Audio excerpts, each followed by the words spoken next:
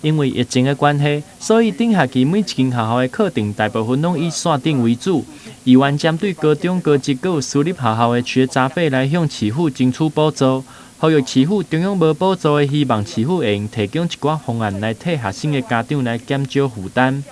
市长表示，会努力针对家庭较困难的学生优先，并会探讨要安怎规划会较完善。是全面性，在国中呢，不管有学杂费。咱政府补助了，私立的无，高中的无，我是毋是建议市长你来做一个领头羊啊？吼！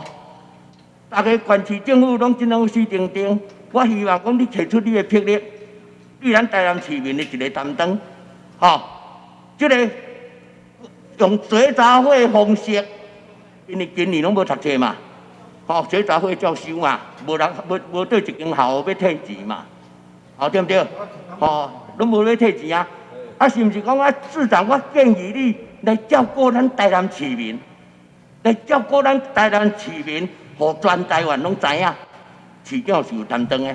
中央是对身障的，有补助。伊的补助是到身障，无身障的部分可能就是爱想讲看安怎有排付，因为好野人伊就无差这个。你我即摆咧记的是无咱因咧读册求学过程，低收入户啊，中低。因咧注册费，这咱会当像这个方式，咱唔免就用纾困迄种方式。因为咱即摆5月19开始，咱就有停课不停学，老师嘛照常教嘛，伊嘛是照常伫上课。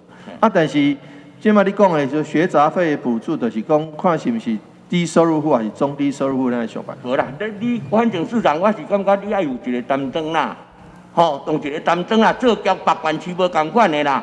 你因为在台南市这主题，就是拢配合你市政府的政策来做防疫，吼，有诶工课袂做，去上班袂上进，就爱当厝顾囡仔，迄种损失真正拢无得来做形容啊，吼，啊是安怎？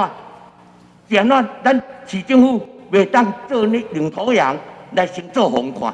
另外，议员提到健身房业者佮有消费者的问题，希望市府这边会当协助，予一个统一的应用措施，才袂互有的民众因为疫情的期间无法度到健身房，但是嘛是爱继续拿费用无法度请假的状况发生。议员希望透过市府的帮忙协调，互业主佮有消费者拢会当达成共识。台南新闻林跟刘品言采访报道。